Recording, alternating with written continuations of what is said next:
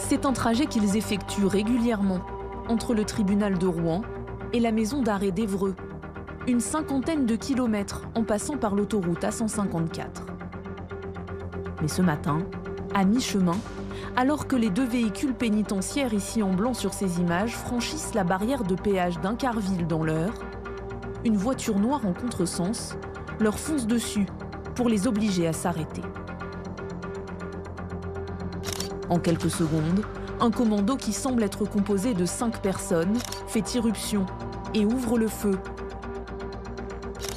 Des hommes, lourdement armés, habillés en noir et cagoulés, qui pointent leurs armes en direction des agents pénitentiaires. On les voit sur cette autre vidéo filmée par un passager depuis un car. Ici, on les distingue en train d'extraire un 6e homme par la porte latérale du fourgon. Puis ensemble, ils prennent la fuite. Nous sommes avec des agents qui sont spécialement formés à ces missions extérieures, spécialement équipés pour ces missions extérieures. Ce sont des agents dotés de gilets pare-balles, d'armes de poing, de pistolets automatiques. Ce sont des agents qui ont, dans le cas d'espèce, courageusement riposté. Mais face à une violence inouïe et à des armes de guerre, nous n'avons pas pu grand-chose. Un premier bilan fait état de 3 agents pénitentiaires blessés. 2 autres touchés mortellement par les assaillants.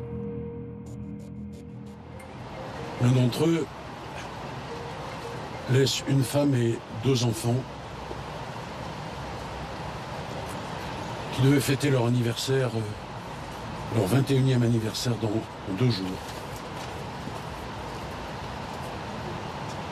L'autre laisse une femme enceinte de 5 mois.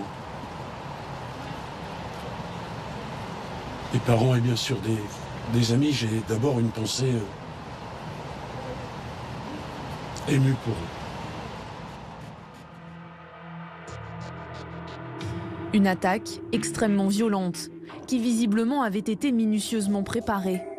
L'objectif, l'évasion de Mohamed Amra, un détenu âgé de 30 ans que les agents pénitentiaires reconduisaient à la maison d'arrêt d'Évreux. Né à Rouen, il avait tenté de s'évader le week-end dernier en sciant les barreaux de sa cellule. Il venait d'être condamné à 18 mois de prison ferme pour vol avec effraction. Mohamed Amra est également mis en examen dans plusieurs faits très graves, une tentative d'homicide produite à Saint-Étienne-du-Rouvray en 2021 et également des faits d'enlèvement et de séquestration ayant entraîné la mort dans la région de Marseille, à Aubagne en l'occurrence. 13 condamnations figurent à son casier. On sait que cet homme est particulièrement dangereux. Il était surnommé dans le milieu du banditisme la mouche. Depuis son évasion, le plan épervier a été déclenché. 200 gendarmes des départements de l'Eure, du Calvados ou encore de Seine-Maritime ou des Yvelines sont à la recherche du fugitif et de ses complices. Partout, des barrages ont été mis en place. Un hélicoptère et le GIGN sont déployés.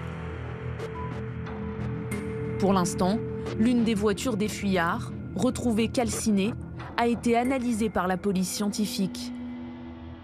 La course contre la montre pour arrêter Mohamed Amra a commencé. Tout, je dis bien tout, sera mis en œuvre pour retrouver les auteurs de ce crime ignoble. Ce sont des gens pour qui la vie ne pèse rien. Ils seront interpellés, ils seront jugés et ils seront châtiés à la hauteur du crime qu'ils ont commis.